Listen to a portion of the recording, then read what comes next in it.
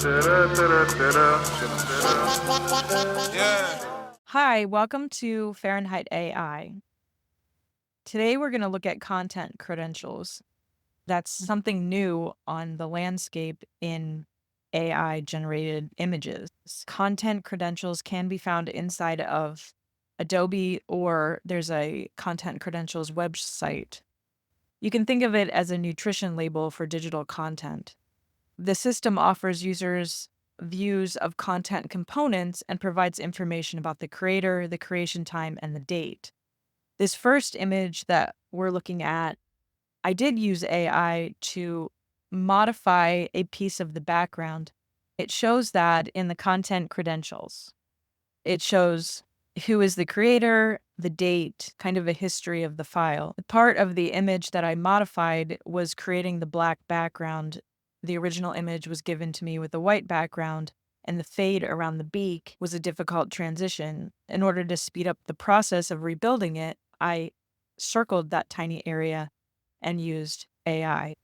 Now the image inside of the content credentials is labeled as AI generated. The next image I looked at was created from an AI inspiration. There are some elements developed from the AI that were redrawn. There is an AI base. The content credentials doesn't show any of that. It was created outside of Adobe. You can see between the original image and this image, the AI content has dropped off the content credentials.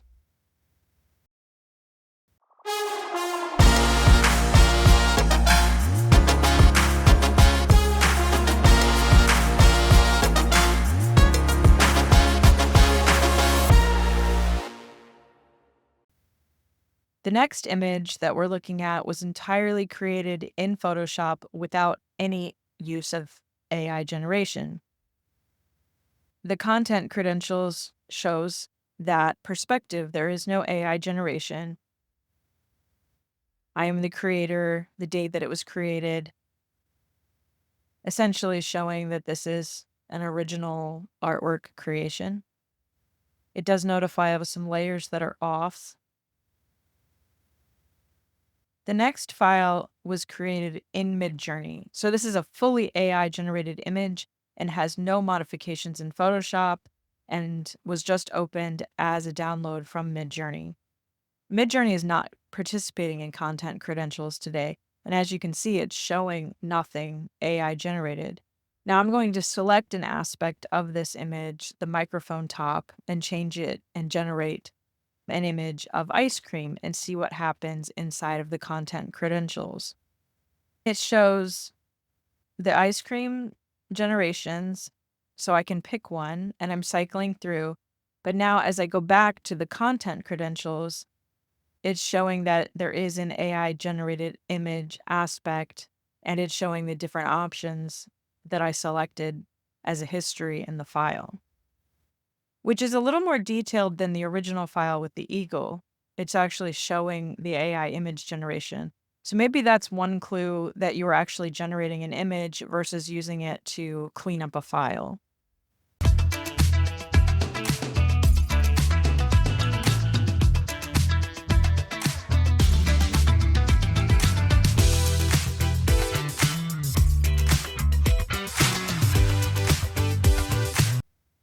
But I wondered then, is there a way to evade the content creator credentials if you wanted to? So if someone received your file and they turned it on to see what the history was, could you avoid that? So I opened up the Midjourney file again, but it's modified this time with a different naming protocol. I selected the image, I applied the ice cream generation again.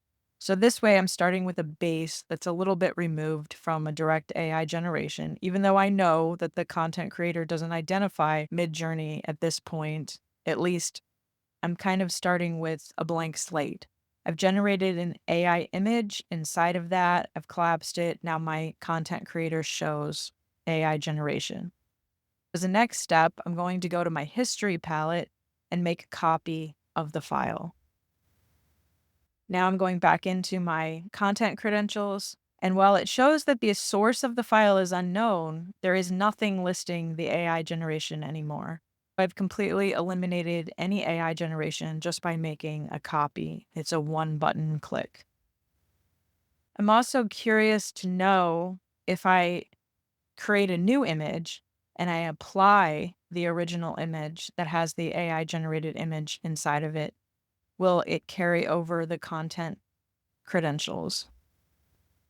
So I go in and I apply the image and I go back to my content credentials, and it has again the warning that it doesn't know the source of the file, but in fact, there is no AI generation.